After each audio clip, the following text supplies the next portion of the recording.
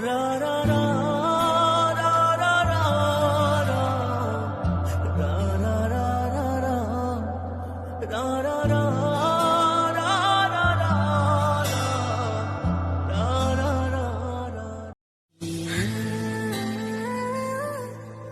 আছেন আপনি? হ্যাঁ ভালো আছি। আপনার সাথে দুইটা কথা বলতে চাই। জি বলেন। হয়েছে কি, আমি তো আপনার অনেক দিন ধরে দেখি। ও আচ্ছা, তাহলে কি করতে পারি? না মানে সামনাসামনি আসার সাহস পেনে তো, তাই আপনাকে লুকায় লুকায় দেখি। ও আচ্ছা। আপনারে না আমার খুব ভালো লাগে। ও তাহলে এখন কি করব? আমি আপনার মনে মনে ভালোবেসে ফেলাইছি, এই জন্য আপনার জন্য একটা উপহার নিয়ে আসছি।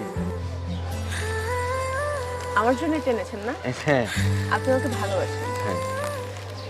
নিজের চেহারা কখনো আয়নায় দেখেছেন? কেউ খেত ভূত কোথাকার, তোর সাহস কি করে হলো আমাকে ফুল দেয়? আচ্ছা এই সমস্ত কিছু বাদ, আমি কোন আমার মাথায় রক্ত উঠে গেছে, তুই আমাকে ফুল দিয়েছিস।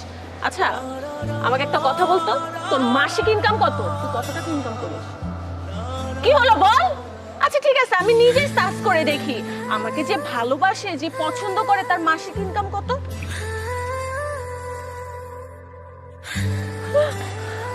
কি 50 টাকা? মাত্র 50 টাকা নিয়ে তুই আমাকে প্রপোজ করছিস, আবার বলছিস আমাকে ভালোবাসিস? এই আমার ব্যাকগ্রাউন্ড সম্পর্কে তোর কোনো আইডিয়া আছে? তুই জানিস আমি কার মেয়ে? আমার বাবা এই বাংলাদেশের শ্রেষ্ঠ কলেজের একজন প্রিন্সিপাল।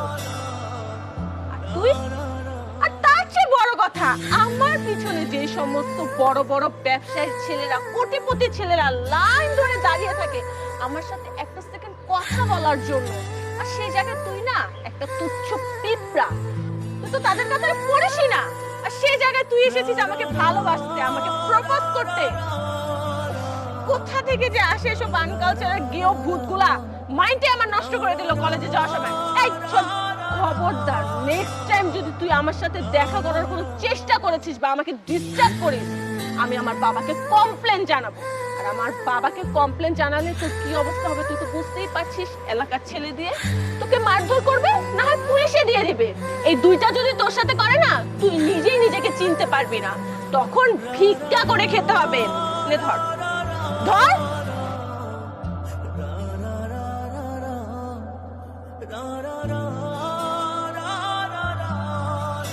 চেহারাটা না কোনোদিন মানুষকে দেখাতে পারবি না।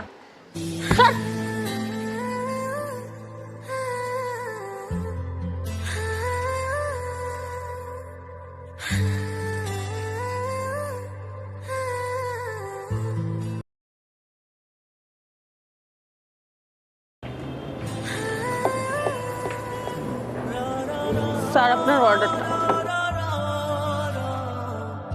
আপনি আমি আমাকে চিনতে পারেন? চিনতে, আমি সেই ছেলে 2 বছর আগে আমি আপনাকে প্রেমের প্রপোজাল দিয়েছিলাম। আপনি রিফিউজ করেছিলেন, বলেছিলেন আমি যদি আপনার ধারে পাশে আসি আপনার বাবার গুন্ডা দিয়ে আমার হাড্ডি গুড্ডি ভেঙে দেবেন। আমার হোল বডি সার্চ করে আপনি আমার কাছে 50 টাকা পেয়েছিলেন, সেই 50টা টাকা আপনি আমার মুখের উপর ছুঁড়ে মেরেছিলেন, মনে আছে? কিন্তু আপনি এখানে অর্ডার সার্ভ করছেন ঠিক বুঝলাম না। আসলে ও আচ্ছা, যদি কিছু মনে না করেন আমরা কি বসে কথা বলতে পারি? বসুন না। আসলে আপনি সেদিন যখন আমাকে প্রপোজ করলেন, আমি আমার বাবার টাকার অহংকারে, আমার নিজের রূপের অহংকারে আপনাকে মানুষ বলে মানুষ মনে করিনি, আপনাকে যা নয় তা বলে অপমান করেছি। আপনাকে অপমান করার পর আমি একটা সম্পর্কে জড়াই। সে ছেলেটি কোটিপতির ঘরের সন্তানের ছেলে। পরিবারের অমতে গিয়ে তাকে একসময় আমি বিয়ে করি, কিন্তু আফসোসের বিষয় হচ্ছে সে ছেলেটি মাদকদ্রব্য গ্রহণ করে। প্রতিনিয়ত সে আমাকে টর্চার করতো। আমি আমার বাবা মাকে এই ব্যাপারটা বলতেও পারছিলাম না, কারণ আমি আমার বাবা মার অমতে গিয়ে বিয়ে করেছিলাম। তাই তার টর্চারের হাত থেকে বাঁচার জন্য, তার অত্যাচার সহ্য করতে না পেরে তার ঘর ছাড়তে আমি বাধ্য হয়েছি, তাকে আমি ডিভোর্স দিয়েছি। আর ওয়েটারের কথা বললেন তো, জীবিকা নির্বাহের জন্য আমি এই ওয়েটারের জবটা বেছে নিয়েছি, কারণ আমাকে তো বেঁচে থাকতে হবে, বেঁচে থাকার জন্য আমাকে তো কিছু করতে হবে। বাদ দেন আমার কথা, আপনি এখানে কেন? এই যে হোটেলটা দেখছেন, মালিকের সাথে আমার একটু সম্পর্ক আছে। আমি এই হোটেলের 60% অনারশিপ, তাই ভাবলাম যে হোটেলের অনারশিপ নেব সেই হোটেলটা একটু দেখে আসি, আর এখানের খাবারের মানটা কেমন সেটাও জাজ করে আসি। এই জন্যই আমার এখানে আসা। দেখুন, নিয়তির কি নির্মম খেলা। একবার ভেবেছিলাম অর্থনৈতিকভাবে যদি কোনোদিন স্বাবলম্বী হতে পারি, নিজের পায়ে দাঁড়াতে পারি, সেদিনে আমি আপনার সামনে গিয়ে দাঁড়াবো।